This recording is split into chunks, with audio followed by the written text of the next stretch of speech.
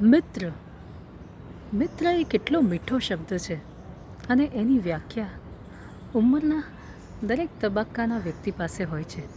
નાનામાં નાના ભૂલકાને જ જોઈ લો, એને પણ મિત્રની પરિભાષા સમજાય છે કે આ મારી સાથે રોજ રમે છે, અથવા આનો નાસ્તો હું ખાઈ શકું છું જૂટવીને, અને એ મારો નાસ્તો મારી સાથે વહેંચી શકે છે, એ મારો મિત્ર છે. પછી એ ઉંમરનો કોઈ પણ પડાવ હોય, મિત્ર એ આપણા માટે બહુ જ ખાસ હોય છે. માર ખવડાવનાર પણ મિત્ર હોય છે અને માર ખાતા બચાવનાર પણ મિત્ર હોય છે. એ શબ્દ નાનકડો પણ એનો અર્થ દરિયા જેવો ઘેરો હોય છે. નાનામાં નાની વાતથી લઈને મોટામાં મોટું રહસ્ય જે પોતાની પાસે સુરક્ષિત રીતે રાખી શકે છે, એ આપણો મિત્ર હોય છે. અને મિત્રતા એ એવો સંબંધ છે જે લોહીના સંબંધમાં ક્યાંય નથી આવતો, પરંતુ એ આપણા નસીબમાં હોય છે, અને એ નસીબમાં હોવાનો આપણને ગર્વ હોય છે.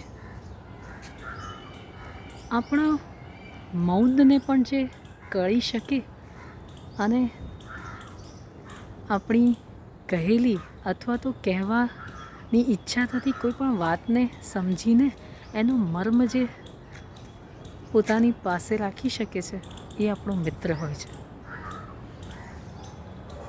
આપણી સાંકેતિક ભાષા અને ટીખળ એ બધામાં સૌથી આગળ મિત્ર હોય છે. જ્યારે પણ ઈશારામાં વાત કરીએ ત્યારે સૌથી પહેલાં મિત્ર જ સમજી જાય છે, જેના લીધે આપણે આબાદ બચી જઈએ છીએ અથવા તો ભરાઈ પણ જઈએ છીએ. કેમ કે જો એને ગમ્મત સૂઝે તો એ આપણને ક્યાંય ના રહેવા દે. બરાબર ને?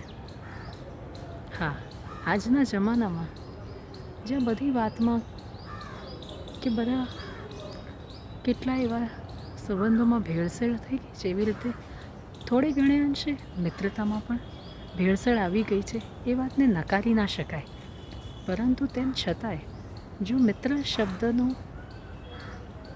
ઉલ્લેખ માત્ર તમારી આંખોમાં ચમક લઈ આવે તો માની લેજો કે તમે હજુ પણ નસીબદાર છો. હા, દરેક વ્યક્તિની મિત્રતાની ભાષા અથવા તો એની વ્યાખ્યા અલગ હોય છે.